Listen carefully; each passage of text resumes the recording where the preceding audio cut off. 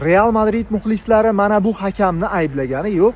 Hech kim ayblamadi. Ispaniyadagi muxlislari, stadionga kirib futbol ko'rgan muxlislar, yosh u qari, cholu kampir, er u xotin, necha yillik futbolga tushungan muxlislari borki, Real Madridni hakamni ayblamadi.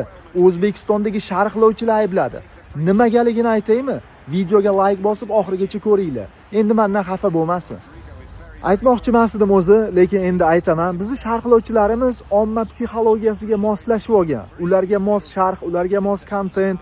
Bilasizlarmi? Psixologiyada ritorika degan narsa bor. Suhbatdoshga yanada yaqinroq bo'lish, suhbatdoshda o'ziga nisbatan ishonch paydo qilish uchun uni bitta gapini o'ziga qaytarib aytadi. Masalan, kechagi o'sha hakam, mana bu hammaga sariq kartochka berib yotgan, qizil berib yotgan hakamni muxlislar, futbolga nari beri tushunadigan sodda, qiziqqon muxlislargina ayblagandi. Vaholanki hakamning aybi yo'q. U qoida bo'yicha harakat qildi. U sovuqqonlik bilan o'z ishini a'lo darajada bajardi. Real Madrid futbolchilari shakalga o'xshab talab tashadi hakamni. Nima qilsin? Sizlar Real Madridsizlar. Xo'p bo'ladi. Sizlarga hamma narsa mumkin desinmi? Futbol birinchi o'rinda, qoida birinchi o'rinda, unga hamma bo'ysunadi. Sariqmi sariq, kimni sarig'i bo'lgan bo'lsa, demak ikkinchi sariqmi, demak u qizil. Tushunarlimi? Bu narsa tomoshabinlarda nimani paydo qiladi bilasizlarmi?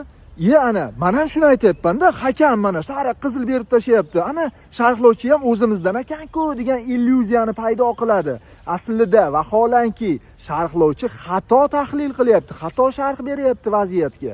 Umuman nohaq sharhlovchi, xato hamma gapi. To'g'risini aytish kerak sharhlovchi, tarafkash bo'lish kerak emas. Tushunarlimi? Ikkinchisi, odamlar eshitishni xohlagan gaplarni gapirish. Bu qanaqa bo'ladi desanglar, birinchisi bilan adashtirib qo'ymanglar.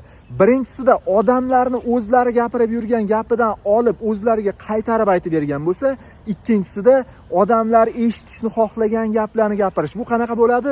Masalan, Celta tiki taka bilan hujumlarga o'tib yotibdi, sharhlovchi tupurib qo'ygan joyi bor, chunki Real Madrid yutqazyapti. U esa Real Madrid muxlislari eshitishni xohlagan gaplarni gapirib o'tiribdi. Hujum qolib ketdi. Ana nechta pas berdi bir-biriga chiroyli qilib. Sharhlamaydi. O'rniga Real Madridning mag'lubiyatga uchrayotganiga sabablarni sanab o'tiribdi. Chunki muxlis shuni eshitish kerak. Muxlis o'zini qiynab o'tiribdi. Nimaga Real Madrid yutqazyapti degan savoliga sharhlovchi javob beryapti. Odamlar eshitishni xohlaydigan gaplarni gapirish. Aslida-chi, Celta hujum qilyapti, Celta gol uryapti. Qizil sariqlarni sanab o'tiribdi. Celta tiki-taka bilan hujumga o'tib ketyapti. Real Madrid taktikasidagi o'zgarishlar, sabablar, mag'lubiyatga nima sabab? Omma psixologiyasiga moslashgan kontent deydi. Dishshoviy kontent. Buni blogerlar qiladi, vaynerlar qiladi bunaqa narsalarni. Luboyga dars beraman deganmidim.